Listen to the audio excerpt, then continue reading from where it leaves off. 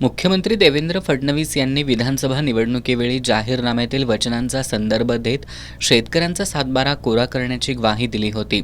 परंतु आता कर्जमाफीचा निर्णय घ्यायला टाळाटाळ करण्यात येतोय. मुख्यमंत्री अजित पवार कर्जमाफीचं आश्वासन मी दिलं होतं का असा सवाल विचारतायत.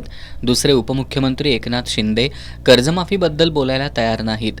या पार्श्वभूमीवर राष्ट्रीय समाज पक्षाचे प्रमुख माजी मंत्री महादेव जानकर यांनी कर्जमाफीचा मुद्दा उचलून धरलाय. पक्षाच्या वतीनं राज्यातील सर्व तहसीलदार कार्यालयांना निवेदन देण्याचा निर्णय घेण्यात आलाय.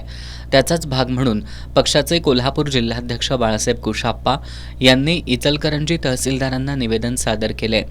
रासपनं येत्या आठवड्यात सरकारकडून जर सकारात्मक प्रतिसाद मिळाला नाही तर तीव्र आंदोलन छेडू असा इशारा दिलाय. निवेदन सादर करताना रासपचे इचलकरंजी शहर प्रमुख संजय पोळ, सोशल मीडिया प्रमुख मनोहर सातपुते, कोल्हापूर शहर प्रमुख संजय मासाळ आदी उपस्थित होते.